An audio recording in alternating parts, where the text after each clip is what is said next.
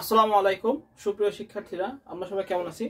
আজকে আমরা এইচএসসি 2018 সালের পরীক্ষা আসছিল, যেটা ষষ্ঠ অধ্যায় থেকে 8 নম্বর প্রশ্ন, সেটা সলভ করার চেষ্টা করব।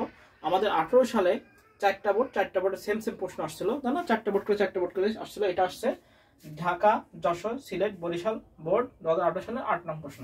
তো এই যে আমরা উদ্দীপক দেখতে পাচ্ছি, আমরা একটু প্রশ্ন দেখে নিই। যাদের কাছে প্রশ্ন আছে, তাদের কাছে আছে, যাদের কাছে নেই তারা একটু স্ক্রিনশট দিয়ে নিই। এই যে আমার কাছে প্রশ্ন, এই প্রশ্নটা হলো ঢাকা, যশোর, সিলেট, বরিশাল 2018 সালে চারটা বোর্ড করে প্রশ্ন হয়েছে।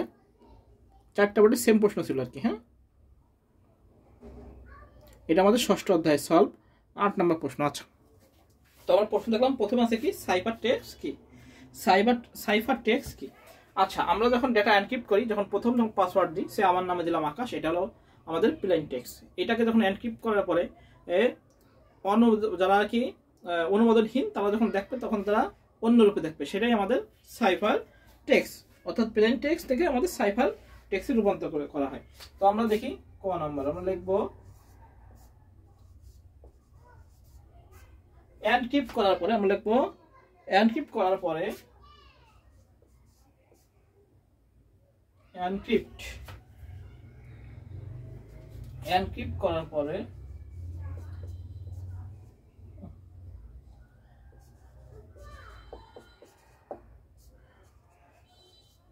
হাতের লেখা সুন্দর করে লেখার চেষ্টা করতেছি যাতে অক্ষরগুলো বোঝা যায়। এনক্রিপ্ট করার পরের ডেটা যা এলোমেলো, এনক্রিপ্ট করার পরের ডেটা যা এলোমেলো অবস্থায় থাকে,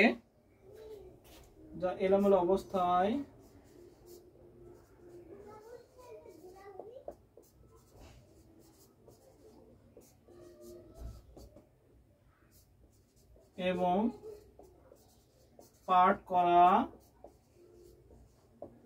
যায় না, তাকে সাইফার টেক্সট বলে। ইনশাআল্লাহ আমি ক্লিয়ার ভাবে লিখেছি, যাতে বোঝা যায়, ক্লিয়ার ভাবে লিখেছি। তো আমরা কি লিখেছি যে এনক্রিপ্ট করার পরে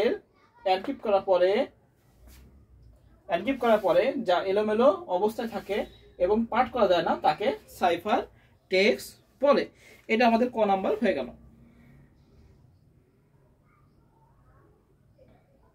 আচ্ছা, এবার খরবা বলছে কি query command select roll from name from student ব্যাখ্যা করো।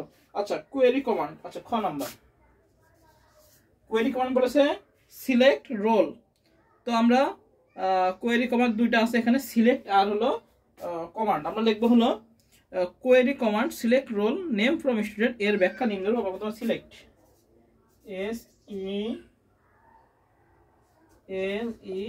SELECT দিয়ে আমরা সিলেক্টের ব্যাখ্যা দেবো কি। দেখো এখানে দুইটা কমান্ড আছে, সিলেক্টের ব্যাখ্যা দেবো যে সিলেক্ট কমান্ড লিখে বিভিন্ন ফিল্ডের নামগুলো উল্লেখ করতে হয়।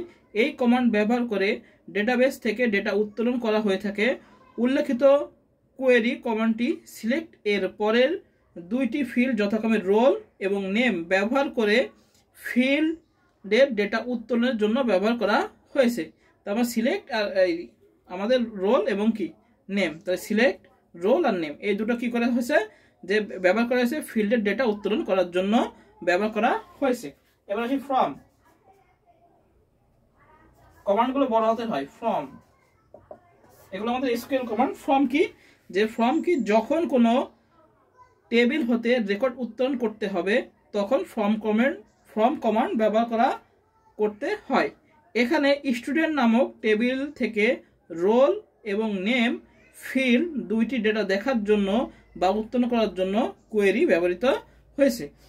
তো আমরা কি করেছি, সিলেক্টের জন্য কি ব্যবহার হয়েছে, সিলেক্টের জন্য আমাদের রোল আর নেম, আর ফ্রম কি যেখানে স্টুডেন্ট টেবিল থেকে আমাদেরকে এই রোল এবং নেমটি কি করতে হবে, কোয়েরি থেকে তুলে নিতে বা ব্যবহার করা হয়েছে। হ্যাঁ, খুঁজে বের করতে ব্যবহার করা হয়েছে। এটা আমরা বর্তমানে নিজেদের মধ্যে দিয়ে দেবো, ব্যাস আমাদের হয়ে যাবে খ নাম্বার।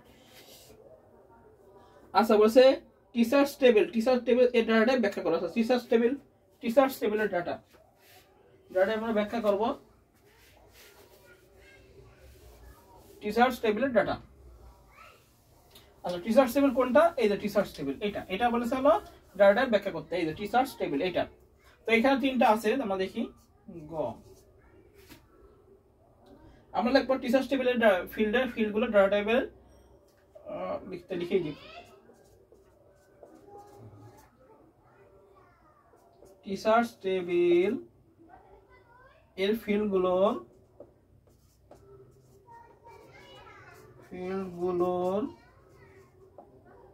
ডাটা টাইপের ব্যাখ্যা নিচে দিলাম। ডাটা টাইপের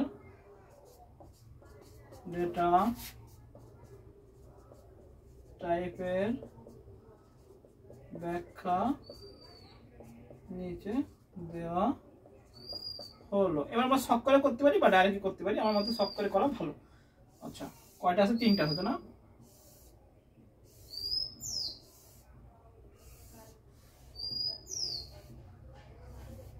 এখানে ফিল্ডের নাম, ফিল্ড FILD না F, আচ্ছা ফিল্ড বাংলা লিখে দিই যেহেতু বাংলা মনে পড়ছে না।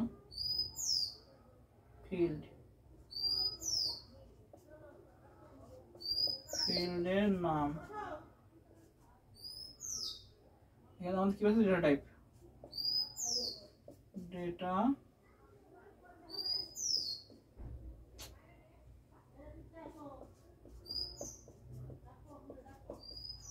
টাইপ। প্রথম আছে হলো TID। এটা আমরা ব্যবহার করবো কি?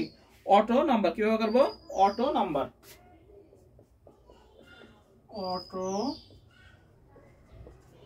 Data type. এবার কি আছে? TNAME, এটা আমরা ব্যবহার করবো টেক্সট। এবার আছে সাবজেক্ট আমরা টেক্সট ব্যবহার করবো। সাবজেক্ট আমরা টেক্সট টাইপ ব্যবহার করবো। এবার আমরা বর্ণনা দুটো বর্ণনা দিয়ে দিলে আমাদের হয়ে যাবে। আমরা অটো নাম্বার দিয়ে অটো নাম্বার বর্ণনা দেবো নিজেদের মতো সুন্দর করে, যেখানে দেওয়া হয় অটো নাম্বার লিখে অটো নাম্বার ব্যাখ্যা দেবো, আর নিচে টেক্সটের নাম ব্যাখ্যা দিয়ে দেবো। অটো নাম্বারে আমরা কি ব্যাখ্যা দেবো? যে কোনো ফিল্ডের ডাটাগুলো স্বয়ংক্রিয়ভাবে পরিবর্তন করার ক্ষেত্রে এই ডাটা টাইপ ব্যবহৃত হয়। রেকর্ড এন্ট্রি করার উপর নির্ভর করে ক্রমিক সংখ্যা অনুযায়ী ধারাবাহিকভাবে এই ফিল্ডের ডেটা এন্ট্রি হয়ে থাকে। এই ধরনের ফিল্ডের মেমোরির জন্য 4 বাইট জায়গা হয়। নিজেদের মতো লিখে নেব। এবার টেক্সট, অক্ষর, বর্ণ, সংখ্যা, বিশেষ চিহ্ন ইত্যাদির জন্য এই ডাটা টাইপ টেক্সটের জন্য বলতেছে। এবার টেক্সট, অক্ষর, বর্ণ, সংখ্যা, বিশেষ কোনো চিহ্নের জন্য লেখার জন্য এই ডাটা টাইপ ব্যবহৃত হয়। এই ধরনের সংখ্যা কোনো গাণিতিক কাজে ব্যবহার হয় না।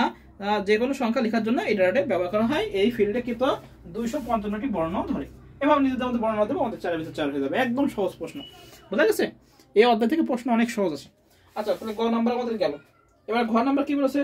উদ্দীপকের টেবিলদের মধ্যে কোন ধরনের রিলেশন সম্ভব, কোন ধরনের রিলেশন স্থাপন সম্ভব। আচ্ছা আমরা দেখি, এখানে 1 2 3 তো একটা আছে, কিন্তু নিচের টেবিলে আমরা খেয়াল করি নিচের টেবিলে কয়টা আছে?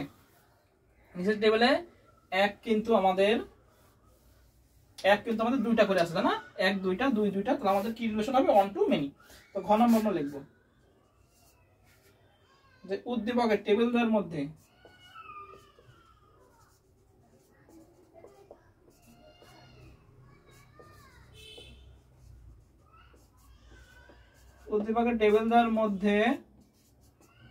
মধ্যে কি রিলেশন সম্ভব? ওয়ান টু মেনি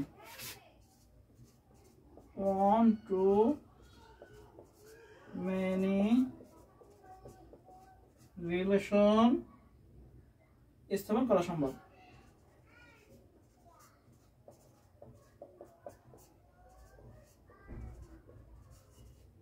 এবার আমরা সংজ্ঞা দেব যে কি সংজ্ঞা দেব? যে কোন ডাটা টেবিলের একটি রেকর্ডের সাথে অন্য ডাটা টেবিলের একাধিক রেকর্ডের সাথে যে সম্পর্ক স্থাপন করা যায় তাকে ওয়ান টু মেনি রিলেশনশিপ বলে। তো আমরা কি লিখবো? যে উদ্দীপকে উল্লেখিত টিচার্স টেবিল এবং রুটিনস টেবিল এর মধ্যে ওয়ান টু মেনি রিলেশনশিপ তৈরি করা সম্ভব যখন কোনো ডাটাবেসের কোনো একটি টেবিলের একটি রেকর্ডের সাথে অন্য ডাটা টেবিলের একাধিক রেকর্ডের সম্পর্ক স্থাপন করা হয়, তখন তাকে ওয়ান টু মেনি রিলেশনশিপ বলে। এখানে টিচার্স টেবিল যে 3 ID 102 এবং 3 ID কত? আমাদের 101 102 এবং রুটিনস টেবিলের একাধিক রেকর্ডের সাথে সম্পর্ক স্থাপন করেছে, তাই এটি one to one relationship তৈরি করে বা নির্দেশ করে, এই দুটি টেবিলের মধ্যে সম্পর্ক আমরা নিচে তৈরি করে দেখালাম। এবার আমরা কি করবো, এই টেবিল দেখাবো, এই টেবিল দেখায় আমরা সম্পর্কটা দেখাবো, একদম সহজ। সেটা কিভাবে, এভাবে দাগ দেবো, দাগ দিয়ে আমরা এই চিহ্ন দেব, এই চিহ্ন দেব। এবার 102 এর থেকে আমরা নেব, এই চিহ্ন দেব, এই চিহ্ন দেবো, আর 103 এর থেকে তো একটা আসবে, এই আঁকা দেবো সুন্দর করে খাতায়। তাহলে আমাদের 4 এর ভিতরে 4 হয়ে যাবে। একদম সহজ, সুন্দর করে আমরা একটু সুন্দরভাবে লিখে টেকনিক করে খেলা দিলে আমাদের নাম্বার হয়ে যাবে। কি করলাম, এই 101 এর সাথে 101 101 লাগাই দিলাম, মিলাই দিলাম, এটা হলো প্রাইমারি কি। হ্যাঁ, আর এই 102 এর সাথে দুটো আছে, 102 102। যখন আমরা দেখবো এটা সিঙ্গেলে আছে এবং এইগুলো কি ডবল ডবল আছে, তখন আমরা বলবো অন টু মেনি রিলেশনশিপ তৈরি সম্ভব। বুঝে গেছে? যদি এখানে 101, এখানেও 101, যদি একটা করে থাকতো তাহলে 1 টু 1 হতো। এখানে 101 কয়টা আছে, দুইটা আছে, এজন্য 1 টু মেনি। এখানে 102 কয়টা আছে, দুইটা আছে, এজন্য 1 টু মেনি। এর ভিতর যদি একটা যদি দুইটা থাকে তাহলে আমরা বলবো 1 টু মেনি রিলেশনশিপ। যদি 101, যদি এখানে 102 103 থাকতো, শুধু 101 101 একবার দুইবার থাকতো, তাও কি হতো, আমাদের 1 টু মেনি রিলেশনশিপ হতো। বুঝে গেছে? তাহলে আমাদের কি উদ্দীপকের টেবিলটির মধ্যে 1 টু মেনি রিলেশনশিপ তৈরি করা সম্ভব। এবার টিচার্স টেবিল এবং রুটিনস টেবিলের মধ্যে কি আমাদের 1 টু মেনি রিলেশনশিপ তৈরি করা সম্ভব। এবার লিখবো আমরা যে কোন ডাটাবেসের টেবিলের একটি রেকর্ডের সাথে অন্য ডাটাবেস টেবিলের একাধিক রেকর্ডের সম্পর্ক যখন তৈরি হয় তখন তাকে 1 টু মেনি রিলেশনশিপ বলে। এবার কি আমরা নিচে 1 টু মেনি রিলেশনশিপ তৈরি করে দেখানো হলো। এবার এটা আঁকাবো, এটা আঁকাবো, এটাকে আমরা এভাবে লাগাই দেবো। তো এই হলো আমাদের যশোর, সিলেট, বরিশাল আর ঢাকা বোর্ডের 18 নং এর 2018 সালে পরীক্ষা আসছে 8 নং সব। সবাই ভালো থাকি, সুস্থ থাকি, সবাইকে আসসালামু আলাইকুম।